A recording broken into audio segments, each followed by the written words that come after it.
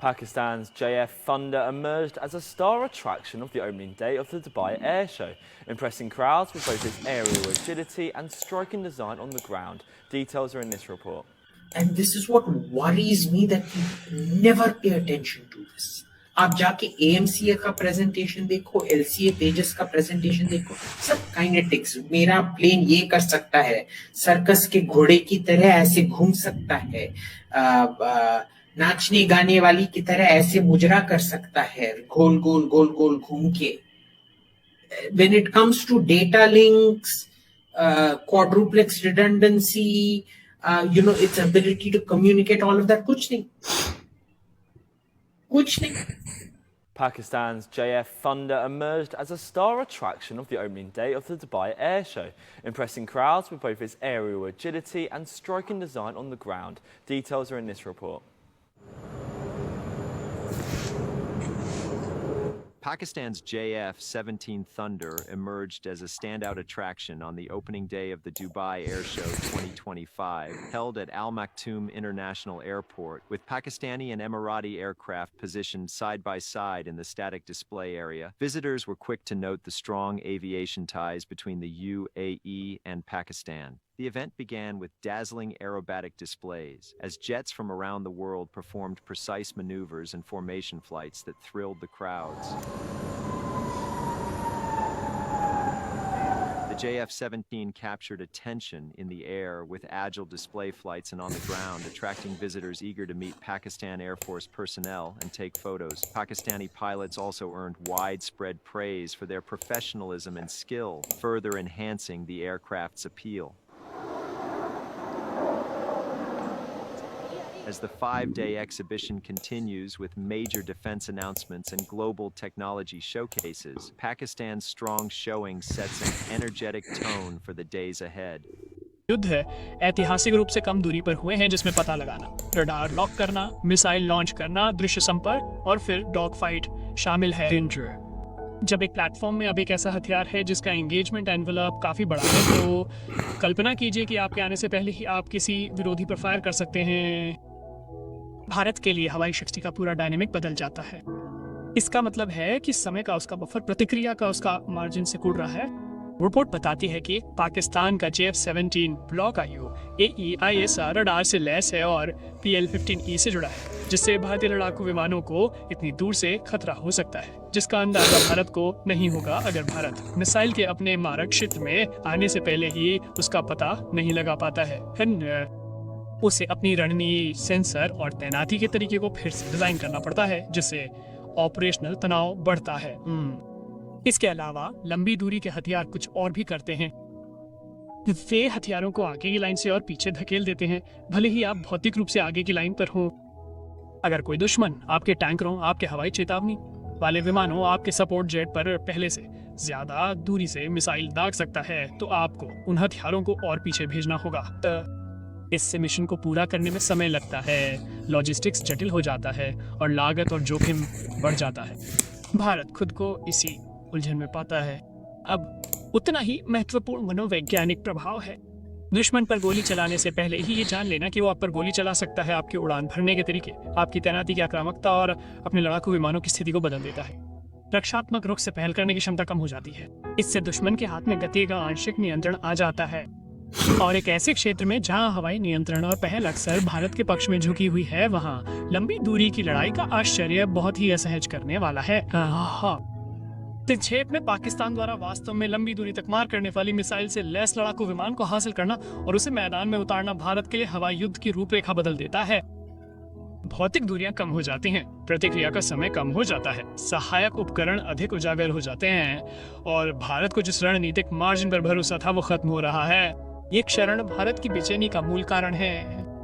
युद्ध केवल आसमान में ही नहीं लड़े जाते, बल्कि उन्हें नियंत्रित करने वालों के दिमाग में भी लड़े जाते हैं. चीन के साथ JF-17 थंडर साझेदारी को लेकर भारत की घबराहट केवल उसकी तकनीकी प्रगति से ही नहीं, बल्कि आधुनिक युद्ध कथाओं के मनोवैज्ञानिक परिणामों से भी उपजी है.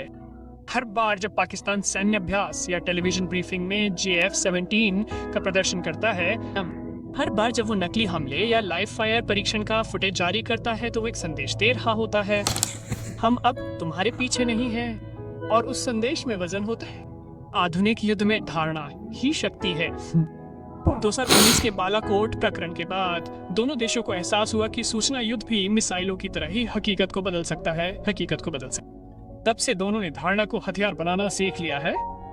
JF-17 खासकर चीन की मदद से ब्लॉक 3 अपग्रेड के साथ पाकिस्तान के लचीलेपन और आधुनिकीकरण का प्रतीक बन गया है।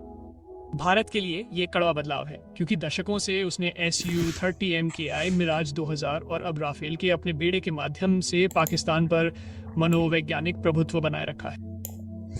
श्रेष्ठता की भावना ने भारत को रणनीतिक शांति दी, लेकिन जब पाकिस्तान के स्थानीय रूप से असेंबल किए गए JF-17 चीनी रडार, डेटा लिंक और लंबी दूरी की मिसाइलें ले जाना शुरू कर दिया, तो ये शांति भंग होने लगी।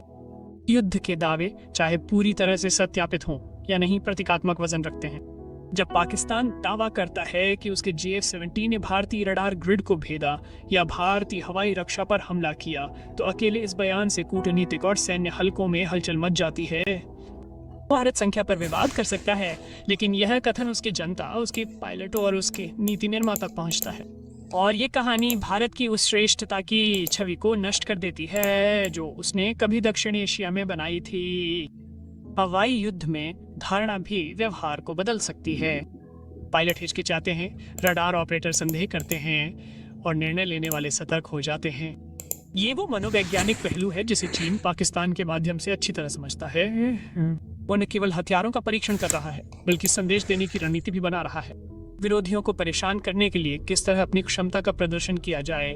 भारत के लिए इसका मतलब है कि हर टीवी पर दिखाया गया JF-17 अभ्यास या साझेदारी की प्रशंसा करने वाला हर चीनी मीडिया खंड एक समन्वित मनोवैज्ञानिक अभियान का हिस्सा बन जाता है।